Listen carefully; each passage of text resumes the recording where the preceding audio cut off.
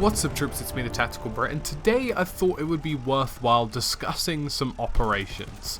Now, operations is probably the new poster boy of the Battlefield franchise. It kind of feels like a game mode that's going to be sort of the front cover of Battlefield for a good amount of time to come, and I think a lot of people would be disappointed if this was a game mode that didn't continue into the future.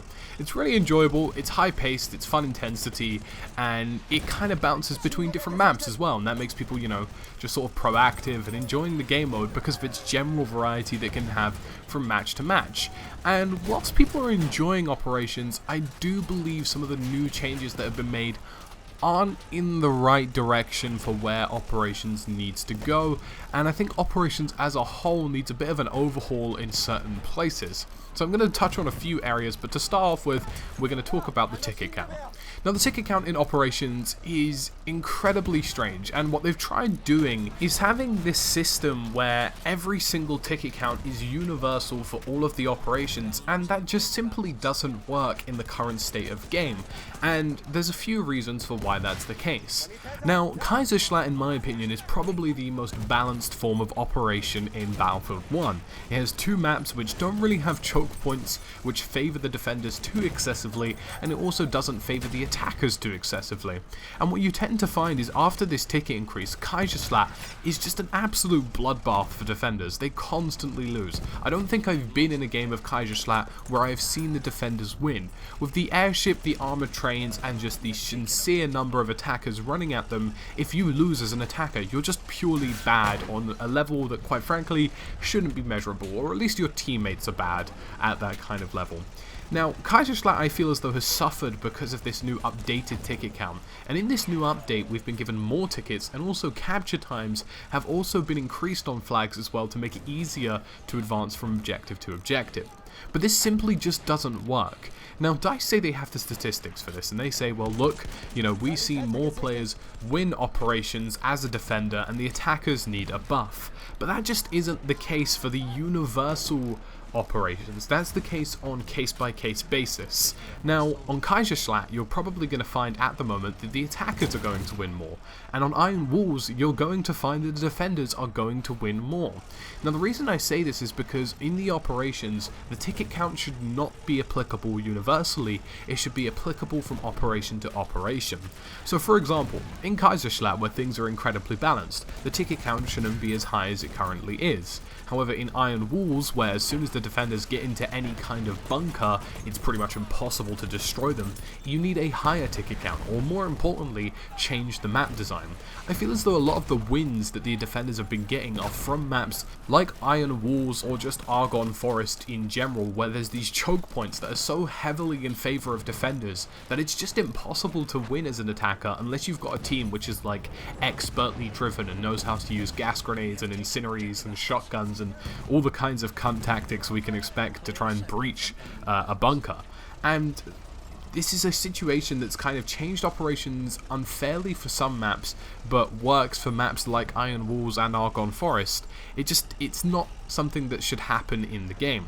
Now, there's two ways to address this. Either A, you do tickets for map by map ratio or operation by operation, or you simply fix the map design faults. The map design faults are very clear at the moment. On Iron Walls, and particularly in Montgrap, we've seen, for example, that once you get into the turret places, it's impossible to get through.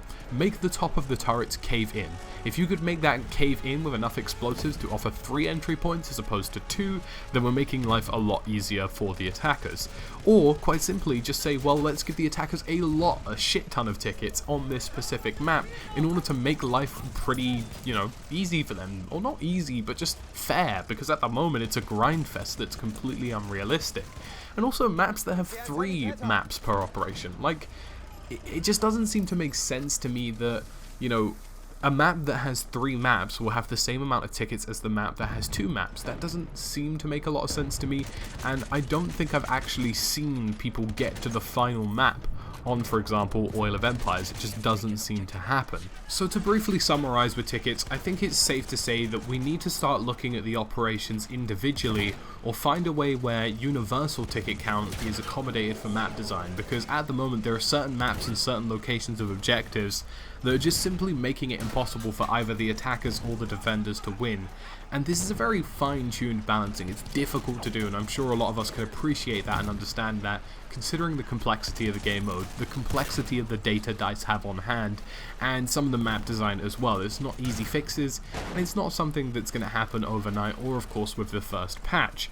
Now, I know it sounds like I've been very negative and complainy and that's the kind of stuff I don't really like to do in terms of alpha videos, but obviously we have to be a constructive community that provides feedback in a way which is useful to developers. And I think, you know, just sort of the general attitude at the moment is we're pissed off with Operations because it's a really damn good game mode, and it just needs like some simple tweaks in terms of ticket count that could really change the game and really make it something which is a lot more balanced and a lot more intuitive, and I think something that would just be in general a lot more fun. I also think vehicles need looking at as well, because sometimes I'm seeing that vehicles are spawning at like 1,000 miles per hour for one team, or not spawning at all for the other team, or sometimes one team has like 5 planes in the air and the other team has none, and things like that seems to make sense. And obviously I'm exaggerating a little bit, but I have seen on a few occasions like 3 enemy planes in the sky and our team has maybe 1 or doesn't have any at all, or 3 fucking planes in the sky, a behemoth, and we don't even have an AA battery to even take them on. So it's not something that I'm saying is an easy fix, it's not something that I'm saying is an end of a world problem, but I feel as though if Operations is going to reach its maximum potential, that's where we need to be. So far we've looked at vehicles, tickets, and map design, and the final thing I'd say for Operations is really just starting to look at player count. Now, we get the option between 40 and 64 players, and I think that's okay, but I feel as though there should be a third option as well. And I know this doesn't seem to make sense to a lot of people because you're saying, oh, well, you're cutting up the player base even more, blah, blah, blah, you're going to make it more difficult. I get that, but 40 players sometimes seems too loose, and 64 players seems too chaotic. And I kind of would like to see maybe 50 players. I know it sounds really weird, and I know you're saying, well, you know, you're bitching about a difference of sort of 10 to 15 players, and I get that, but 40 players seems sort of like, how can I describe it? It's like more of a one-on-one kind of mode, because you actually have room to breathe and think, and when you get into a gun engagement, it's likely you'll be against 1 or 2 players as opposed to 10.